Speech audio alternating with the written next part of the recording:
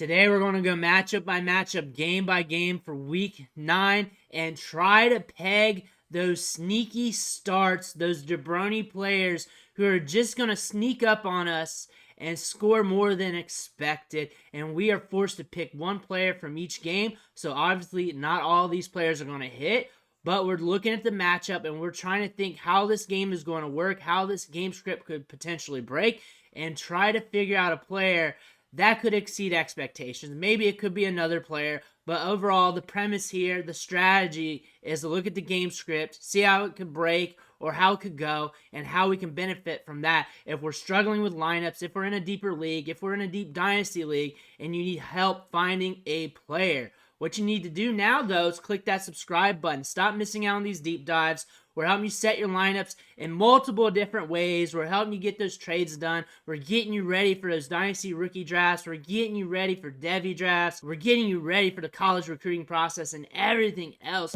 Click that button. Stop missing out. But let's look at these sneaky starts for week 9. First game is the Dolphins at the Chiefs. And we're going to wake up tomorrow morning, eat some cereal, and watch a barn burner here. That's what Vegas is saying with a 51 over-under and a tight spread here. This could be a fun one. We might have some jet lag. That might slow things down a little bit, but I'm not predicting that. That's just in the realm of possibilities. I'm seeing a high-scoring game, and you're starting everybody, which makes it hard to get a sneaky start because you're looking at all the players anyways and all the possibilities. That being said, Marcus Valdes-Scantling is running 31 routes per game in a game that's more high-paced, high-powered with the Dolphins in there to push it. This could lead to more opportunities, more production. Could be an upside play for you in fantasy this week if you need to sneak a guy into your lineup. Going to the Arizona Cardinals at the Cleveland Browns. And a trend that we're seeing here for this week is low over-unders because the matchups are dank. It's going to be like that next week too. It was like that last few weeks. We're not getting the greatest matchups here. 37.5 over-under. Think about the Cardinals. They get in tricky game scripts. The Browns got a tough defense. It's really hard to feel good about this matchup, but someone's going to score something in this game. What about Rondale Moore? We got a quarterback change here. We're rolling with Clayton Tune.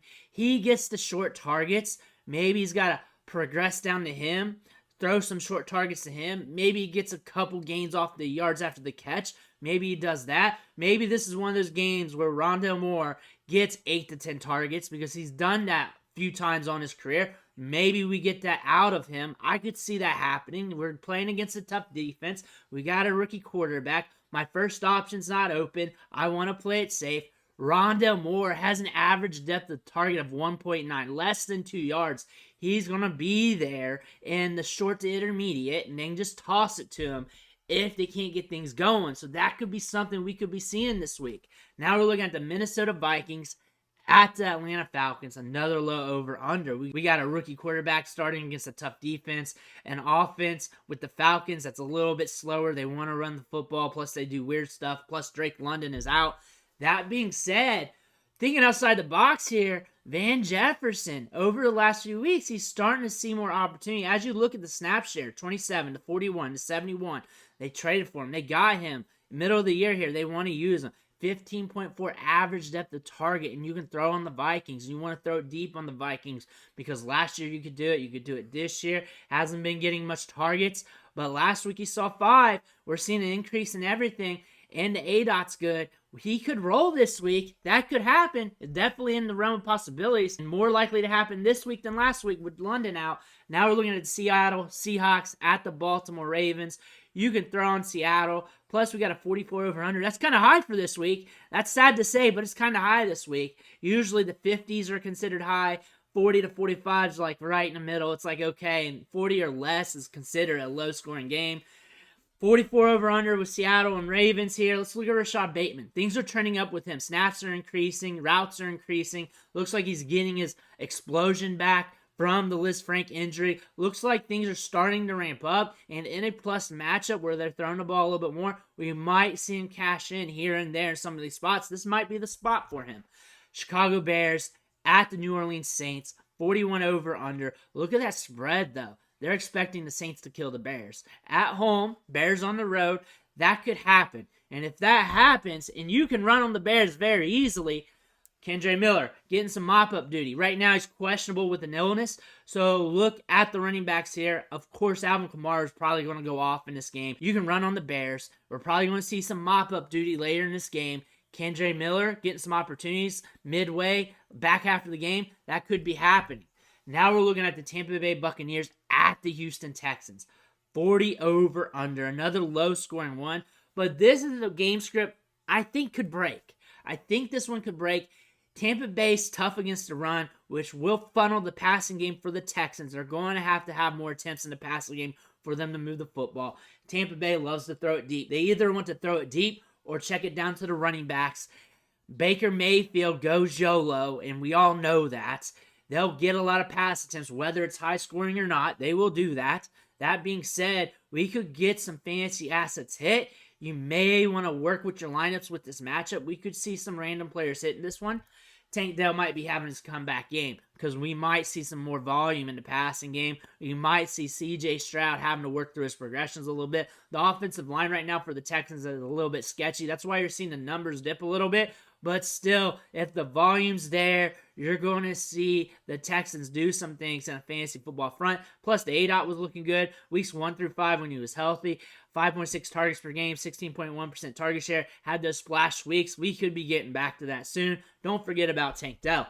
Now we're looking at the Rams traveling to the Packers. We're watching Matthew Stafford, whether he's in or out of the lineup. That's going to impact things. Vegas is saying Matthew Stafford's going to be out because look at that over-under. Because if he's in, he's looking good. They're going to have an over-under around 45 or so. They're going to be more middle of the road there. They're saying they feel like Stafford's going to be out. Watch the reports on him. Probably by the time you watch this, you probably already know. So I'm probably just saying words that are meaningless right now, but this is early in the morning. But still, tight spread, low over-under. Let's look at Luke Musgrave here. Everything's trending up for him. 27.7 routes per game, 70.9% route participation rate, 5 targets per game. That's pretty solid for a tight end. Also, a rookie tight end who's getting a lot of work. And the thing is, you're looking at the wide receivers on this team already. Who else you're going to be looking at? You're looking at the running backs, so you got the 2 of them. No one's really sneaky here with the Packers. No one's really going to be sneaky on the Rams. Luke Musgrave could be a sneaky option because you're not thinking of him. And you know how volatile tight ends are. If he misses, you ain't going to miss big. If he hits, you're going to be lucky. You're going to like that. But he is getting opportunities in this offense. You're looking at the wide receivers. You're like, yeah, I see them every week. Luke Musgrave over here could be some opportunities here in a tough matchup against the Rams here. And this is one that we got to speculate on because we do not have all the information going into this game yet. Now we're looking at the Commanders at the Patriots. You can throw in the Commanders, and the Commanders can push the pace in the offense too. And you do not know what Commanders team you're going to get. 41 over under. This one could be a sneaky matchup all the way, in one way or the other, because this one could break and go high scoring, or it could just be ugly and be a dog walk. That being said, Jalen Reagor's coming back. Jalen Reagor's coming back. He was second on routes ran last week with 20 of them, second on the team. He's getting opportunity. Snaps are ramping up. Kendrick Bourne's out for the year. Things are opening up in the offense. Is he going to continue with this trend? We're going to be watching this. This is a team you can throw the ball on. He's getting some opportunity. He's getting some work. Well, let's see what's happening with Jalen Reagor. He's hanging out under the radar right now. Now we're going from the Colts to the Panthers. 44 over under, 2.5 spread, so a tight one. And you do not know what you're going to get out of this game because of the quarterback play, really. Gardner Minshew is going to be whipping the ball around and everything else. But when we look at the Panthers, Jonathan Mingo is trending up. 15 targets in his last 3 games, 5 targets a game. Snap shares going up 86%, 93%, 99%. He's on the field. He's running routes. He is just due. He is just due to splash. That's going to happen sooner than later. For a rookie wide receiver in Dynasty, he's probably a guy you can probably get at a palatable price point, and the fact that he's running a lot of routes, getting a lot of snaps, seeing opportunities this early in his career is a good thing. He's flashing a tiny bit. You don't want to flash him too much because he's going to get way too expensive, but Jonathan Mingo here is doing some things. Now we got the Giants at the Raiders, 37 over under. This one could be a shit show. We got a rookie quarterback in. We got the Giants being the Giants. We know we can't trust anybody, but the main jabronis, we're still going to start. But looking at this, really hard to find a sneaky play. But Michael Mayer's there. 12 targets in his last 3 games. The snaps are trending up. getting more opportunity. If he's on a field in a game that's a mess like this, he could be an option. He could be a good get. He could be the guy you're running off the waiver wire for next week because of this opportunity. You got a new quarterback in. You got a messy matchup here. This could be his week, and we're looking forward to that. Cowboys at the Eagles. You can throw in the Eagles here. The Eagles are going to be moving the football. You're starting everybody, so there's really nobody sneaky in this matchup. You really want to start guys from this game. You want to start the sneaky guys from this game. Michael Gallup's sneaky because, one, Cooks has been hitting, so people are looking at Cooks. And two, he hasn't been hitting highly since like week 4 was last time he had double-digit PPR fantasy points. He's forgotten about. He's on waivers in a lot of leagues. Last 2 games saw a 20.3% target share. Wide receivers who are seeing a 20% target share get opportunities in plus matchups and could hit 72 air yards a game. I like that. I want that. But the 20% target share is buoyed by week 6 when he saw 10 targets in a plus matchup. Plus matchups, he gets more targets. That being said, look for him to get more targets in this game.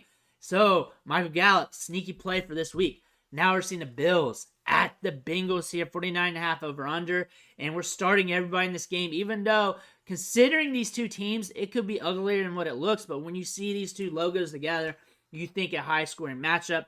Vegas is saying that too with a 49.5 over under. You look at the rest of the games on Sunday and Monday, and you're like, man, they're ugly. They're nasty. You kind of got to start players from this game. So who could break out that we're really not thinking about, or who could be under the radar?